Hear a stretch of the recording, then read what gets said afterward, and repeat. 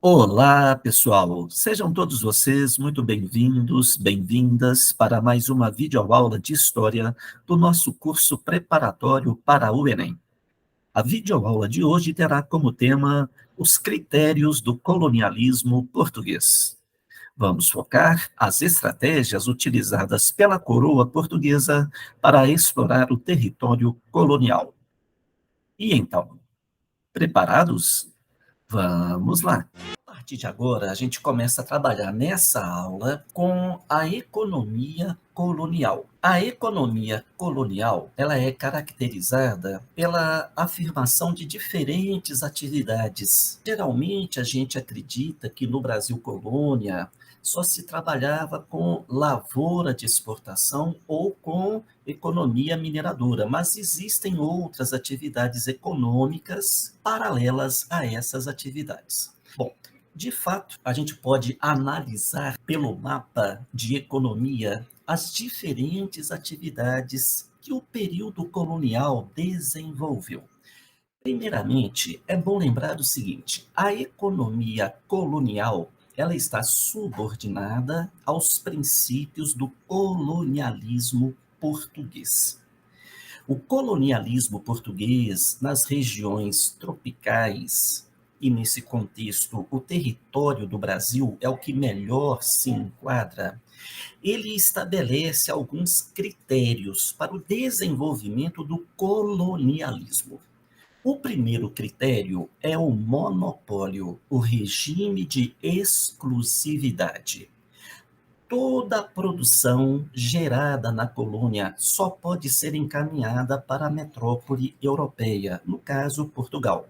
Então, o exclusivismo colonial, ou o monopólio, comercializar exclusivamente apenas com a metrópole portuguesa. Então, não existe liberdade de comércio para os colonos que aqui se instalam. Esses colonos serão subordinados ao regime de monopólio. Bom, paralelamente, sabe-se que a prática do contrabando conviveu com o regime de monopólio.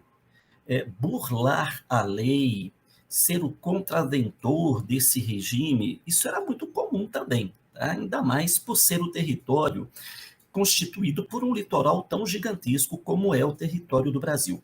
Então, existe o princípio do regime de monopólio, mas não quer dizer que esse princípio do monopólio não tenha sido burlado, e com certeza foi. Tá? A ação contrabandista ela é comum em quaisquer territórios explorados pelos europeus nesse momento. O segundo princípio do colonialismo português será o latifúndio monocultor. No caso do território brasileiro, que se encaixa numa região de clima tropical, constituído por uma terra muito fértil, em especial no litoral nordestino, o solo de Massapê, a coroa portuguesa ela vai desenvolver no território, em termos de lavoura de exportação, o princípio do latifúndio monocultor. Você produz um único produto, de preferência aquele que é mais demandado no mercado da Europa, em grande escala. Então, você estabelece, você estrutura a lavoura a partir da grande fazenda, que é o latifúndio, e uma grande fazenda que se especializa em um só produto. Em especial, no caso do Brasil, vai ser a lavoura canavieira. Então, você tem, dentro da estrutura colonialista portuguesa para o Brasil, o princípio do latifúndio monocultor. Ou seja, o Brasil se especializou em produzir açúcar. Açúcar voltada para o mercado europeu, naturalmente. Então, você tem o latifúndio monocultor definindo, então, uma estrutura de plantation. Plantation é a agroexportação em grande escala. Nós temos plantation até hoje, o Brasil ainda é plantation. Você tem ainda o açúcar, você tem a laranja, o algodão, a soja, grandes vedetes, né, da plantation brasileira. O que difere é a relação de trabalho. no período colonial e imperial era base escravista. Hoje é relação assalariada. Mas a estrutura da agricultura brasileira ainda é essa estrutura herdada do período colonial. Grandes fazendas que se especializam na produção de um único produto. Não se incentiva no Brasil, portanto, a policultura, né? No caso aqui do período colonial, é a monocultura, em especial do açúcar, a reboque viriam o algodão e o tabaco. Bom, você tem, então, o regime de monopólio, você tem o latifúndio monocultor, produção especializada em grande escala, você tem também as proibições manufatureiras. O colono brasileiro não tem liberdade nem de comercializar a sua produção com outros países que não sejam Portugal, como também não tem liberdade para desenvolver suas próprias manufaturas. As manufaturas que ele precisa, ele deve importar de Portugal. Então, as restrições manufatureiras impediram que o Brasil desenvolvesse o setor secundário, o setor da manufatura, que posteriormente dará origem à maquinofatura. Fala-se muito porque que o Brasil não teve o mesmo grau de desenvolvimento que a América Inglesa. Por que a América Inglesa, que deu origem aos Estados Unidos, é hoje uma potência industrial? Sendo que o Brasil foi colonizado até antes da colonização inglesa. Só que na América Inglesa, você tem as proibições manufatureiras, mas a Inglaterra, ela fez vistas grossas ao self-government. A metrópole inglesa, especial no século XVII, ela estava muito mais preocupada em se manter no poder do que ficar estabelecendo critérios proibitivos para os seus colonos que viviam do outro lado do Atlântico. A Inglaterra, no século XVII, é a Inglaterra da Revolução Puritana, da Guerra Civil, é a Inglaterra da Revolução Gloriosa, é uma Inglaterra que atravessava uma instabilidade política enorme. Então, o Estado inglês proibia os seus colonos na América de realizarem o livre comércio, etc. Mas os colonos aproveitavam a situação de instabilidade política da Inglaterra. Uma instabilidade que fazia com que ela se voltasse para os seus próprios problemas internos do que praticar uma política rigorosa de fiscalização sobre os colonos que ela possuía do outro lado do Atlântico.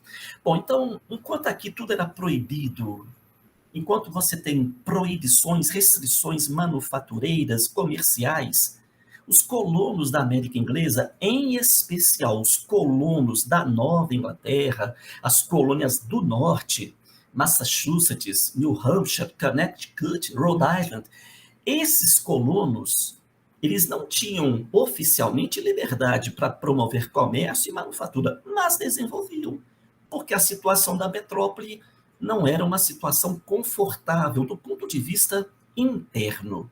O rei estava muito mais preocupado em se manter no poder do que ficar fiscalizando os colonos na América Inglesa. Muito bem, então você tem aí 3 princípios. O princípio do monopólio, o princípio do latifúndio monocultor, o princípio das restrições manufatureiras. Então, se compararmos a economia da América Latina com a economia estadunidense hoje, você pode justificar a defasagem entre a América Latina, a defasagem econômica, industrial, científica, etc., se você analisar os critérios desse colonialismo. O colonialismo ibérico, ele foi, do ponto de vista político e econômico, ele foi muito mais repressor, muito mais ostensivo do que o colonialismo inglês. Quando a Inglaterra resolveu, de fato, ser mais opressora, ser mais fiscalizadora, os colonos da América inauguraram um processo de independência que favorecerá o surgimento dos Estados Unidos. Bom, então, pelos princípios do colonialismo, a gente entende um pouco essa defasagem entre a América Latina, que foi subordinada a um rígido sistema de fiscalização, tributação, opressão por parte de Portugal e Espanha, e os Estados Unidos, né, que em seu processo de construção foi favorecido pela negligência da própria metrópole, a negligência salutar. Um terceiro critério, um terceiro princípio do colonialismo português será a adoção do trabalho compulsório. Trabalho compulsório quer dizer trabalho obrigatório, seja ele resultante da exploração dos povos nativos da América Portuguesa, seja ele resultante da exploração de negros escravizados covardemente transferidos do continente africano para a América Portuguesa. A diáspora forçada que os portugueses promoveram sobre os povos do continente africano. O tráfico de escravos, ele tem momentos que ele é mais lucrativo do que a própria atividade mineradora. Então, ser traficante no período colonial, inclusive no período imperial, era assumir um cargo extremamente lucrativo. Curiosamente, quando Dom João VI, lá no início do século XIX, fugiu da Europa, fugiu de Portugal para o Brasil, quando ele chegou no Brasil, ele vai se instalar num palácio de um traficante de escravos. Então, a residência oficial do Dom João VI foi o palácio, na verdade, de um traficante de escravos. Então, gerava muito lucro. Então, você tem no Brasil o tráfico de escravos. Isso gera lucro principalmente para quem controla regiões do litoral africano, como Portugal. Para Portugal, é interessante que o colono instalado no Brasil explore o negro escravizado. Porque quem comercializa esse negro escravizado para o Brasil é a própria metrópole. É uma nova fonte de lucro para a metrópole portuguesa. Portugal foi o principal traficante de escravos do período. E olha só que curioso, a Inglaterra, diante do advento da Revolução Industrial, que ela protagonizou a partir do século XVIII, ela vai coibir o tráfico de escravos. Ela vai promover uma política anti-escravista. Ela, que também era traficante de escravos, percebeu que com o advento da máquina, com o aumento da produção seriada, era necessário assalariar todos os cidadãos. Então, não foi por uma questão de humanidade que a Inglaterra abandonou o tráfico, foi por uma questão de mercado, né? Bom, então você tem nesse contexto a estrutura do colonialismo. Além do tráfico de escravos, além do regime de monopólio, do latifúndio monocultor, das proibições manufatureiras, você tem uma rígida fiscalização. Ou seja, aqueles que se opuserem a esses critérios do colonialismo podem pagar com a própria vida. Foi o caso do Tiradentes. Os conjurados baianos, os inconfidentes, todos eles criticaram o regime de monopólio, criticaram o colonialismo e pagaram com a própria vida. Então, isso revela também a questão da pena de morte. A pena de morte existiu no Brasil e nunca resolveu nada. Ela era praticada para silenciar aqueles que contestavam os critérios do colonialismo. Muito bem, pessoal. Encerramos dessa maneira as nossas considerações sobre o colonialismo português. Na nossa próxima videoaula, vamos analisar outros aspectos da atividade econômica no Brasil colônia. Inscreva-se na Espaço e Tempo, a história para quem quer compreendê-la. Muito obrigado pela atenção de todos vocês, um grande abraço e até a próxima.